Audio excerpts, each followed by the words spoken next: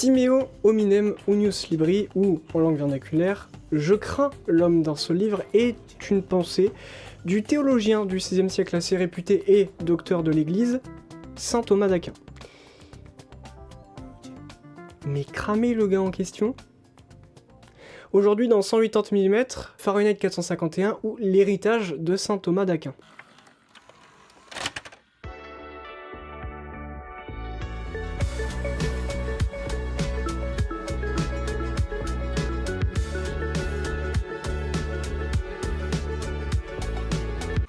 Bienvenue à tous dans le tout premier 180 mm en vrai. Votre focus sur la culture, et bonjour à vous, je suis Théo et j'espère que vous avez passé une bonne semaine. Aujourd'hui on va parler littérature.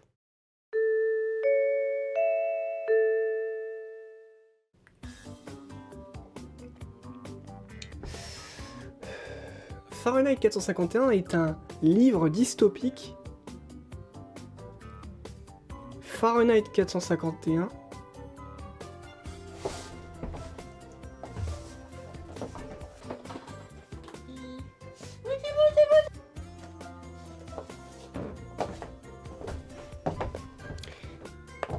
Fahrenheit 451 est un livre dystopique de Ray Bradbury.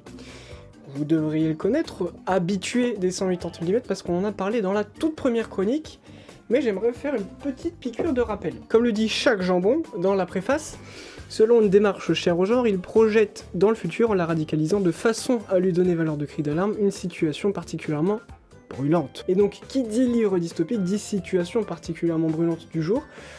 Aujourd'hui, ça sera le nivellement culturel par le bas dans les régimes totalitaires, quels qu'ils soient, et aussi, et plus surprenant, libéraux. Vous verrez.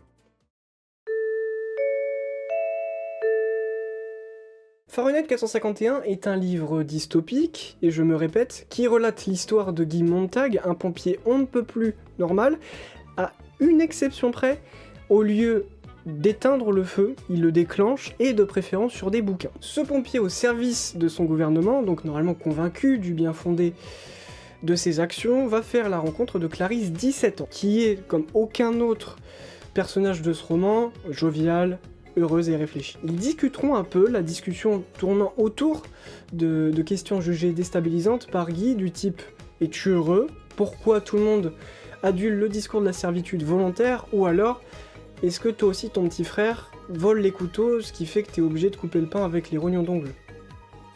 Ces discussions auront lieu dans la toute première partie du bouquin, jusqu'à un jour où elle va disparaître. Guy aura beau la chercher, elle s'est juste volatilisée. Ce même soir, une mission va le troubler. En effet, il va devoir brûler des bouquins dans une maison avec une femme qui voulait pas quitter la maison parce qu'il y avait ses bouquins dedans. Enfin, ce qu'il en reste, quoi. Non, parce qu'elle s'est fait cramer le cul. Lui en ramassera un par curiosité, avant qu'il ait pu cramer, forcément. Et il le planquera chez lui. Ce qui fait que un changement va s'opérer petit à petit dans la tête de Guy, car il va commencer à douter sincèrement du régime dans lequel il est placé et pour qui il travaille. Voilà pour le résumé est clair.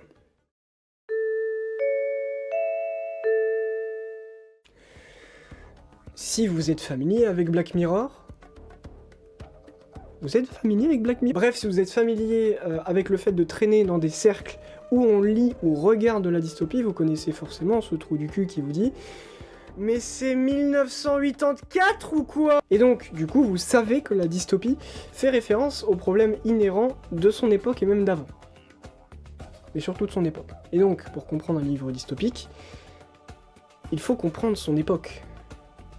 Déjà assez évident, les grandes purges soviétiques dans lesquelles beaucoup d'artistes se feront tuer, et les autodafés de livres au début du mandat d'Adolf Hitler pour le métier de Montag. Plus surprenant, disais-je au début de la vidéo, les régimes libéraux avec le macartisme aux US, période de la guerre froide où les instances américaines traquaient le moindre communiste qui était souvent licencié, surtout dans le monde de l'art et notamment au cinéma avec la célèbre liste noire d'Hollywood. Pendant la guerre froide, donc bloc Est, avec le réalisme soviétique, un courant artistique qui avait comme but de promouvoir le modèle communiste et de décrédibiliser celui américain. Et bloc Ouest avec films très patriotes. Finalement, les deux seront pas mieux dans la mainmise qu'ils ont sur la culture pour faire coïncider les œuvres, la culture, avec leur idéologie. C'est justement cette mainmise du gouvernement sur l'œuvre qui va lui donner l'idée de faire un service lié à la censure sous forme de pompiers qui, asperge de feu des bouquins. Et encore, bientôt j'ai fini la partie chiante, un commentaire assez saisissant et très à propos encore aujourd'hui sur les futurs médias de masse, représentés par l'âge d'or de la radio après la Seconde Guerre mondiale et donc pendant la guerre froide, et les débuts de la télévision qui arrivera un petit peu après. C'était vraiment très utilisé. Mais je vais pas vous gâcher ce plaisir, allez lire le bouquin, on en reparlera après, parce que je m'apprête à raccrocher les wagons avec la fin du bouquin cette fois. Garde.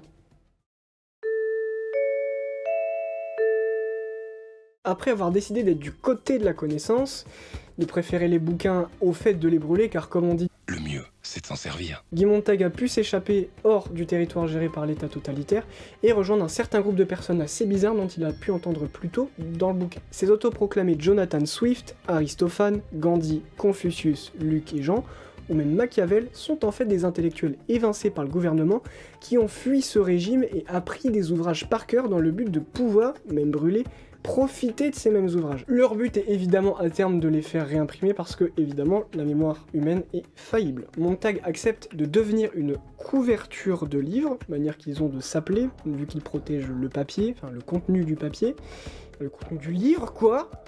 Faites un effort! Je dirai pas ce qui se passe ensuite, je vais vous laisser un peu de matière à découvrir à la fin du bouquin.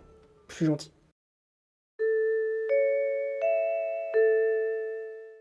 Bradbury aurait simplement pu créer ces sortes de réseaux, marché noir qui marchandent des livres, quoi, au sein de son univers, et il a préféré créer des humains livres. Qu'est-ce qui peut justifier ce choix? Revenons sur la citation de saint Thomas de Queen. Ce dernier, quand il dit avoir peur des hommes d'un seul livre, nous dit qu'il a peur des personnes qui ne s'en tiennent qu'à un évangile. Homme d'église oblige, provoquant alors une fermeture, un rétrécissement d'esprit et s'y tenant bien trop. Tandis que avoir lu plusieurs évangiles, ou des livres plus généralement, offre une lecture plus critique de chaque évangile et offre une plus grande ouverture d'esprit. Et qui s'appelle l'éclectisme philosophique. Retenez-le, ça vous allez en bouffer. Et c'est d'ailleurs très vrai, remplacer évangile par articles de journaux ou par source d'information, et vous avez une leçon que trop peu d'utilisateurs de Twitter ont retenue. Mais est-ce qu'on est face à ces hommes d'un seul livre? Est-ce que ces couvertures de livres sont des hommes d'un seul livre? Et bah pas tout à fait. En fait, ce sont carrément des docteurs ou des professeurs en sciences sociales qui ont donc lu beaucoup de livres et analysé ces mêmes livres pour parvenir à un certain niveau de connaissance, qui ont justement décidé de donner leur mémoire à un seul bouquin. Donc la critique de notre théologien, elle n'intervient pas du tout, c'est même tout à fait l'inverse. Et c'est ça qui est marrant. Parce qu'ils choisissent carrément de pérenniser un héritage philosophique riche en retenant un seul bouquin, avec ses bonnes idées, avec ses mauvaises idées, tout simplement parce que pour eux c'est important que les gens puissent comprendre c'est quoi qui est bon et c'est quoi qui est pas bon dans ces bouquins. C'est donc deux idéologies complètement différentes, avec d'un côté celle-là et de l'autre celle du gouvernement, qui préfère une ligne droite et dure.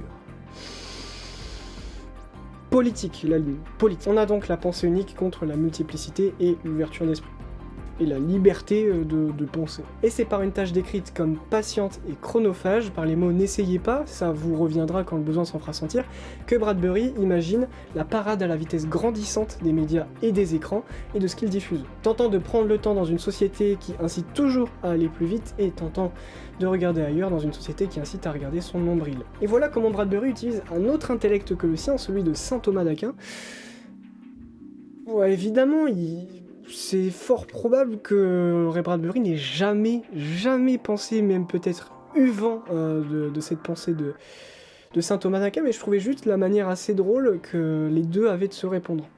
C'est pas vraiment la même chose, mais je trouvais que l'un donnait un contre-exemple à l'autre. Et je pense que je conseillerais le bouquin à ceux qui sont familiers de la dystopie, littéraire du moins, peut-être moins aux autres, parce que tout a un sens, et si vous n'êtes pas familier avec le fait de comprendre que chaque détail, toutes les choses qu'on décrit a du sens, a un symbole, et du coup dit quelque chose, notamment les écrans et aussi les hommes livres, qui est quand même un truc assez compliqué à comprendre, vous n'allez pas forcément aimer et être un peu perdu. Donc lisez d'autres dystopies peut-être plus accessibles avant, genre La fin des animaux d'Orwell, et ensuite, une fois que vous avez compris que tout a du sens, bah, vous pouvez revenir sur le bouquin. Mais je le conseille, c'est un super livre. C'est stylistiquement assez simple, donc si vraiment la recherche stylistique est un frein pour vous, bah vous pouvez le lire, c'est pas un problème.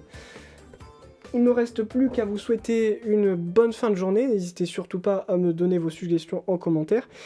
Et vive toutes les formes de culture. La bise!